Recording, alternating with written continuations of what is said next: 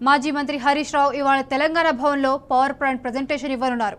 కాళేశ్వరం ప్రాజెక్టుపై దుష్ప్రచారం, వాస్తవాలు అనే అంశంపై ఆయన సవివరంగా తెలపనున్నారు. మేడిగడ్డలో ఒక్క పిల్లర్ కుంగితే ఏకంగా ప్రాజెక్టుకే కొట్టుకుపోయినట్లుగా రేవంత్ సర్కార్ చేస్తున్న తప్పుడు ప్రచారాన్ని హరీష్ రావు ఈ ప్రజెంటేషన్ ద్వారా ఎండగట్టనున్నారు.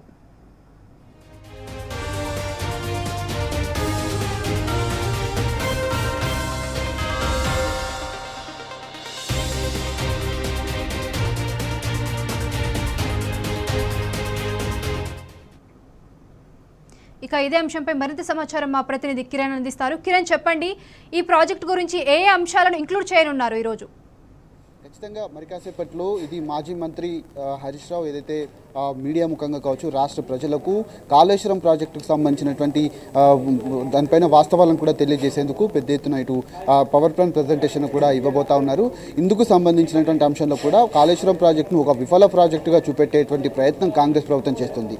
కానీ దాదాపు 4.5 సంవత్సరాల నుంచి కూడా పెద్ద ఎత్తున ఈ ప్రాజెక్టుకు సంబంధించినటువంటి ఫలాలంతా కూడా రైతాంగానికి అందుతున్నాయి. తెలంగాణ వ్యాప్తంగా కూడా తాగునీరు అంశంలో కూడా అందుతున్నటువంటి నేపథ్యంలో కాళేశ్వరం ప్రాజెక్ట్ అంటే కేవలం ఒక మేడిగడ్డ ప్రాజెక్టు మాత్రమే కాదు. అందులో దాదాపు 3 బ్యారేజీలు, 15 రిజర్వాయర్లు, 19 సబ్స్టేషన్లతో పాటు 21 పంప్ హౌజ్లు, 203 కిలోమీటర్ల సొరంగాలతో పాటు 1531 కిలోమీటర్ల గ్రావిటీ కెనాల్స్తో పాటు 98 కిలోమీటర్ల ప్రెషర్ మెయిన్స్, 141 టీఎంసీల స్టోరేజ్ కెపాసిటీ, అంతేకాకుండా 530 మీటర్ల ఎత్తుకు లిఫ్ట్ను చేసేటువంటి సామర్థ్యం, 240 టీఎంసీల నీటి వినియోగం, వీటన్నిటిని కూడా పెద్ద ఎత్తున అటు మేడిగడ్డ కావచ్చు, సుందిల్లా కావచ్చు, అన్నారం బ్యారేజ్లు ఏవైతే ఉన్నో వాటి ద్వారా రాష్ట్ర రైతాంగాన్ని కూడా పెద్ద ఎత్తున నీరు అందించినటువంటి లక్ష్యం కనబడింది. కానీ ఒక చిన్న తప్పిదం కారణంగా ఏదైతే మేడిగడ్డలో 7వ బ్లాక్లో ఉన్నటువంటి ఒక పిల్లర్ కూలినందుకే పూర్తిగా కాళేశ్వరం ప్రాజెక్టు కొట్టుకపోయింది. 1,00,000 కోట్ల అవినీతి అంటూ కూడా కాంగ్రెస్ ప్రభుత్వం చేసినటువంటి దుష్ప్రచారానికి ఈరోజు మాజీ మంత్రి హరీష్ రావు కూడా పెద్ద ఎత్తున ఇటు పవర్ ప్లాంట్ ప్రజెంటేషన్ ద్వారా చెక్ పెట్టబోతా ఉన్నారు. ఇప్పటికే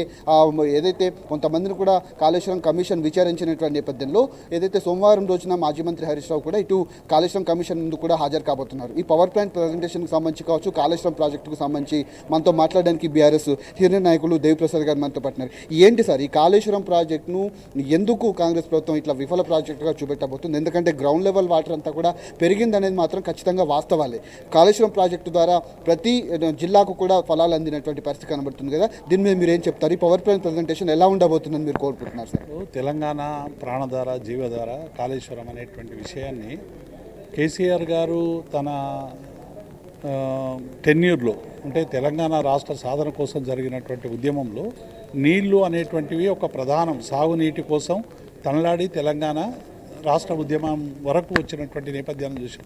వేలాది మంది రైతులు అసహజ మరణాలు పొంది విద్యుత్ లేక, నీళ్లు లేక మొత్తంగా కూడా తెలంగాణ అంతా కూడా ఒక వల్లకాడుగా మారిన పరిస్థితి నుండి తెలంగాణను ఒక అత్యద్భుతమైనటువంటి 1 కోటి ఎకరాల మాగాణం చేయాలని కేసీఆర్ గారు చేసినటువంటి కృషిలో భాగంగా గోదావరి నది మీద ఉన్నటువంటి మన నీటి వాటాను 969 పైగా ఉన్నటువంటి మన టీఎంసీలను సమర్థవంతంగా వినియోగించుకోవాలని చేసినటువంటి బృహత్తర పథకంలో భాగమే కాళేశ్వరం. కాళేశ్వరం అంటే మీరు ఇంతకుముందే చెప్పినట్టు అనేక బ్యారేజీలు, లింక్ కెనాళ్ళు, అండర్ టనళ్ళు, సర్జికల్ పూళ్ళు, అట్లాగే రిజర్వాయర్లు కూడా. కాబట్టి 371 పిల్లర్లలో ఒక 2 పిల్లర్లు, 7వ బ్లాక్లో ఉన్నటువంటి 2 పిల్లర్లు కొంత సాంకేతికపరమైనటువంటి సమస్య వలన, భూగర్భంలో వచ్చినటువంటి సమస్యల కుంగిపోతే వాటిని రిపేర్ చేయించి రైతాంగానికి నీళ్లు అందించాల్సినటువంటి బాధ్యతను మర్చిపోయినటువంటి కాంగ్రెస్ ఇవాళ బంకచెర్లకు నీళ్లు తరలించడానికి చంద్రబాబు నాయుడుతో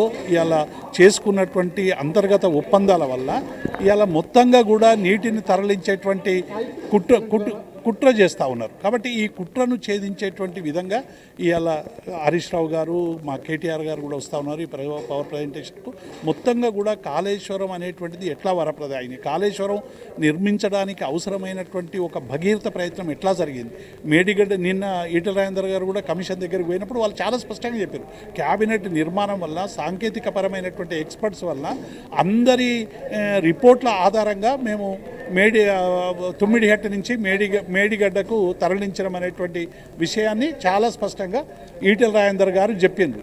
కాబట్టి ఎట్టి పరిస్థితిలో కూడా ఈ సాంకేతిక పరమైనటువంటి లోపాలు కానీ డిజైన్ లోపాలు కానీ ఏమీ జరగలేదు. తెలంగాణ ప్రజలకు నీళ్లు అందించాలని ఏకైక ఆశయం కేసీఆర్ది కాబట్టి ఇలా ఆ ప్రాజెక్టు నిర్మాణం జరిగింది.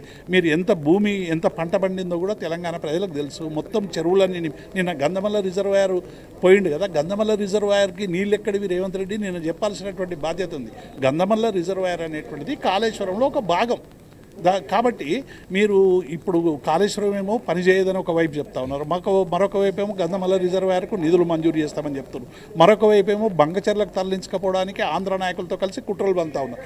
కాబట్టి ఇలా డెఫినెట్గా ఈ కుట్రలన్నీ భగ్నం చేయడానికి ఇవాళ బీఆర్ఎస్ పార్టీ మా క్యాడర్కి కానీ మా నాయకులకు కానీ అట్లాగే మొత్తం తెలంగాణ పౌర సమాజానికి ఈ కాళేశ్వరం మీద జరుగుతున్నటువంటి దుష్ప్రచారాన్ని బద్దలు కొట్టడానికి మేము ఈ పవర్ ప్రజెంటేషన్ హరీష్ రావు గారు ఇవ్వబోతా ఉన్నారు.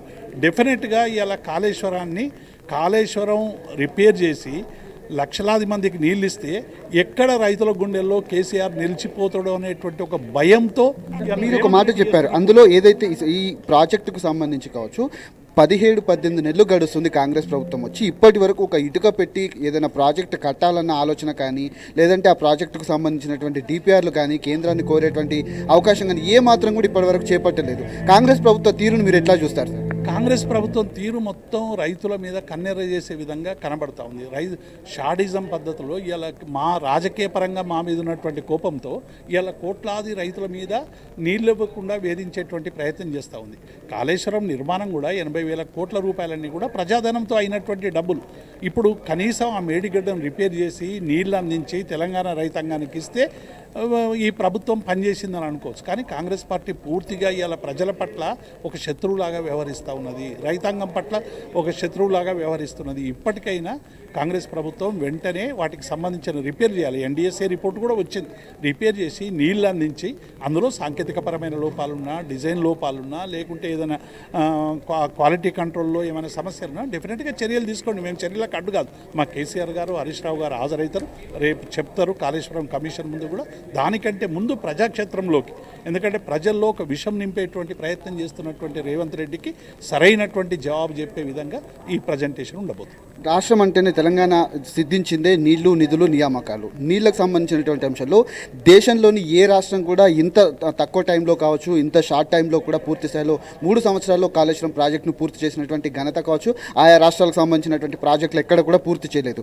దీన్ని మీరు ఎట్లా చూస్తారు? కాంగ్రెస్ పార్టీకి మీరు ఎట్లా కౌంటర్ ఇస్తారు? అంటే కేసీఆర్ గారు తెలంగాణ ప్రజలకు సంబంధించి 14 ఏళ్ళు ఉద్యమం చేసినటువంటి కాలంలో మొత్తం తెలంగాణ రైతాంగం అంతా కూడా నీళ్లు లేక ఎట్లా గోసపడిందో వాళ్ళకి తెలుసు. అందుకే అధికారంలోకి వచ్చిన తర్వాత ఫస్ట్ ప్రియారిటీగా నీటిని ట్యాగ్ చేసేటువంటి దానిలో ఆయన ముందు వరుసలో ఉండి ఇలా కాళేశ్వరం నిర్మాణం అనేది చేపట్టాడు. 3 సంవత్సరాల్లో చేపట్టాడు. 152 అడుగులకి మహారాష్ట్ర ప్రభుత్వం అడ్డు చెప్తే దాన్ని 148కి కుదించి ఇలా అనేక 16 టీఎంసీల నుంచి 160 టీఎంసీలకు రిజర్వాయర్ కెపాసిటీని పెంచండి. ఇలా మల్లన్న సాగర్ 50 టీఎంసీల అద్భుతమైనటువంటి ప్రాజెక్ట్ నిర్మించుకున్నాం. కాబట్టి నీటి కోసం కేసీఆర్ బండ తపన అనేటువంటిది ఇలా మొత్తం తెలంగాణ రైతాంగానికి వాళ్ళు సజీవంగా చూసారు, ఇలా వాళ్ళు అనుభవించారు. చాలా అద్భుతమైనటువంటి పంటలు వండి భారతదేశంలోనే నంబర్ 1గా మన ధాన్య ఉత్పత్తిలో మన తెలంగాణ ఉందనేటువంటి మాట వాస్తవం. కాబట్టి ఇటువంటి ప్రాజెక్టు మీద బురద జల్లి, ఇటువంటి ప్రాజెక్టు మీద నోరు బారేసుకొని, అంటే ఈ కాళేశ్వరం ప్రాజెక్టు కట్టడమే ఒక నేరం అన్నట్టు, రైతులకు నీళ్ళు ఇవ్వడమే ఒక పాపం అన్నట్టు, రైతాంగం గోస తీర్చడమే ఒక క్రిమినల్ చర్య అన్నట్టుగా ఇలా కాంగ్రెస్ పార్టీ భావిస్తూ ఉన్నది. కాబట్టి ఇవన్నీ కూడా భవిష్యత్తులో తెలంగాణ ప్రజలందరూ కూడా నించుకురు. రైతాంగం కూడా ఇవాళ చాలా ఆవేశంతో ఆగ్రహంతో ఉంది. రైతాంగం రోడ్డు మీదకి వచ్చి రేవంత్ రెడ్డి నువ్వు కాళేశ్వరం ప్రాజెక్టు రిపేర్ చేయకపోతే నీ పని పడతామనేటువంటి రోజు త్వరలో వస్తుందని మేము ఆశిస్తా ఉన్నాం. ఇది వారు చెప్తున్నటువంటి పరిస్థితి కనబడుతుంది. ఖచ్చితంగా వాస్తవాలు వివరించేందుకే ఈరోజు ఈ పవర్ పాయింట్ ప్రజెంటేషన్ కూడా ఉండబోతుంది. ఖచ్చితంగా రాష్ట్ర ప్రజలు దీనంతా కూడా చూడాలంటూ కూడా తను కోరుతున్నటువంటి పరిస్థితులు కనబడతా ఉన్నాయి.